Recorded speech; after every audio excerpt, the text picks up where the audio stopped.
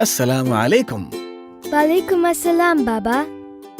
So, are you ready for today's story? Yes. All right, now listen carefully. Bismillah. Prophet Yusuf alayhi salam and the king's dream.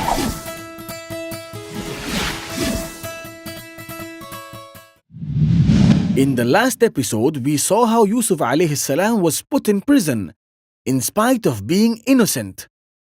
It was in the prison that the Prophet had to face his third test. It was during this period that Allah subhanahu wa ta'ala blessed him with an extraordinary gift. The Prophet was blessed with the ability to interpret dreams. The people in the prison knew that Yusuf alayhi salam was a noble young man with great knowledge and a merciful heart. They loved and respected him. At about the same time, two other men landed in the prison. One was the cupbearer of the king, and the other was the king's cook.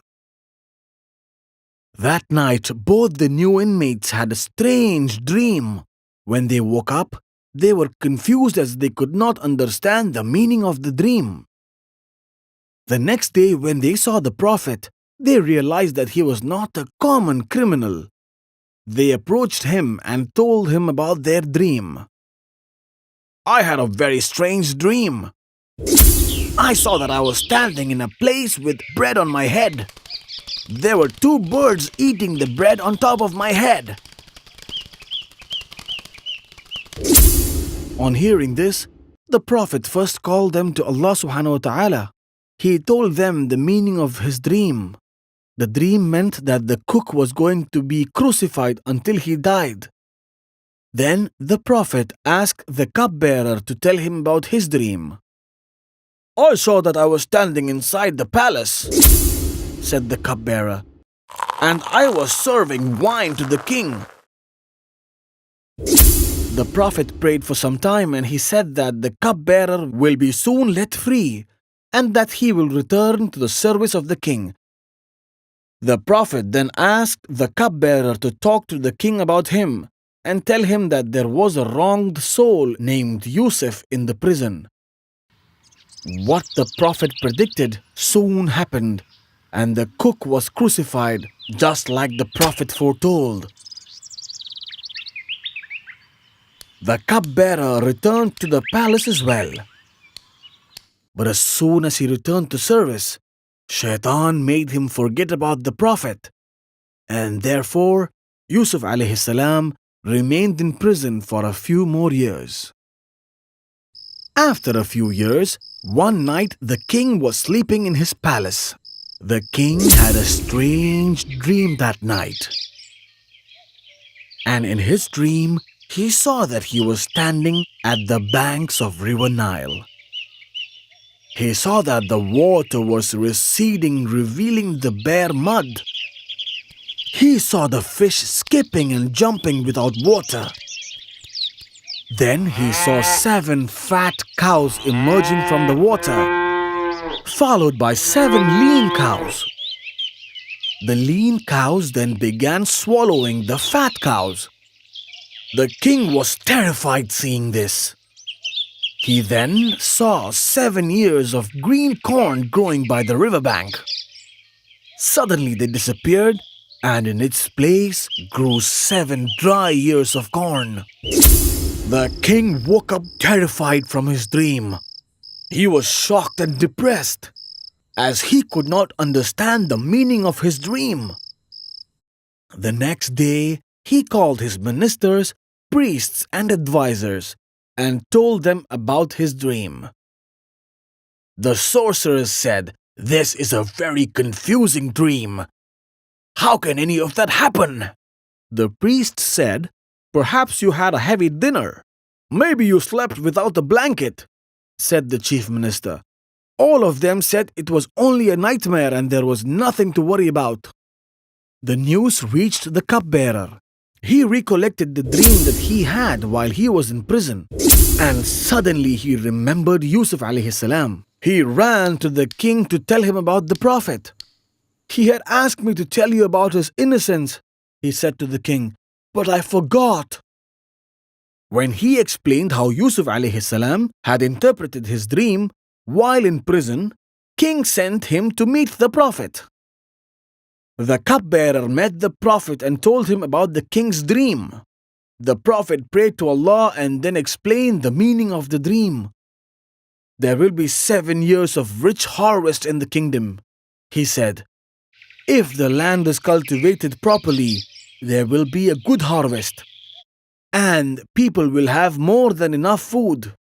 This will be followed by 7 years of drought in the kingdom. People will not have enough to eat, and there will be scarcity of food all over Egypt. When the cupbearer told the king about the interpretation, the king was fascinated. He commanded that Yusuf alayhi salam be set free and presented before him at once. When the king's envoy arrived at the prison to set him free, the prophet refused to leave the prison. I will not leave the prison until my innocence is proven, he told them. The envoy returned to the king. Where is Yusuf? Asked the king. Did I not command you to fetch him? He refused to leave until his innocence is established, they replied. The king realized that the prophet was unfairly put in prison, so he immediately ordered an inquiry. Zulaykha, wife of the chief minister, was brought into his court, and so were the wives of the other ministers who had attended the lavish banquet. What is the story of Yusuf? The king asked them. Is it true that he tried to molest the chief minister's wife? He didn't do anything, said one woman. He did her no harm, said another. He is innocent as the angels, said another. Everyone's attention now turned to Zulaykha. She now wore a wrinkled face. She was overwhelmed with sorrow while the prophet was in prison. I tempted him, but he refused, she boldly confessed. So he is innocent as he says, said the king. When the prophet came to the palace, the king was stunned by this handsome young man. He spoke to the prophet for a while to test his knowledge. The replies of the prophet stunned the king, and he was convinced that he was very intelligent indeed. Then the conversation turned to the dream. The prophet advised the king to start planning for years of famine ahead.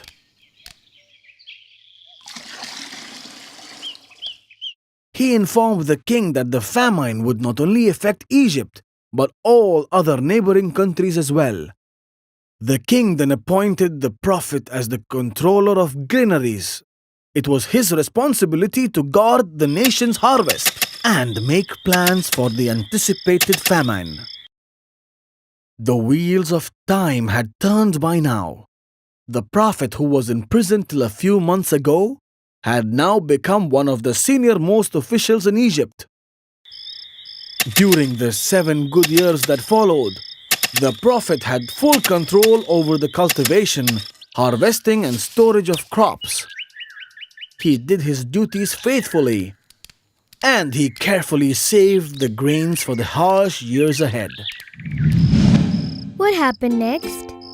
I will tell you the remaining story tomorrow. Mashallah, that was such a wonderful story. Baba, did the prophet ever see his father again? You will have to wait till tomorrow to know that. Okay. So are you ready for the questions? Yes. Alright, now tell me, what were the occupation of the 2 men who landed in prison along with the prophet? One was a cook and the other was a cupbearer. That's correct. Now tell me about the king's dream. The king dreamt that he was standing at the banks of River Nile. While he was standing there, he saw 7 fat cows coming out of the water, and then 7 lean cows came out. The lean cows then swallowed the fat cows. MashaAllah, and what about the rest? Then the king saw 7 green ears of corn growing by the river. These green ears disappeared, and in its place there was 7 dry ears of corn. And what did the dream mean? The dream meant that the country was going to receive a rich harvest for the next 7 years, and then there was going to be 7 long years of drought. That's very good. Why did the prophet refuse to come out of the prison? The prophet wanted his innocence to be proved. That's why he stayed in the prison. That's right again. And how did the king prove his innocence? The king called the wife of chief minister along with other women and questioned them. But this time everyone said the truth, and the prophet was proved innocent. That's correct, my son. And now for the last question.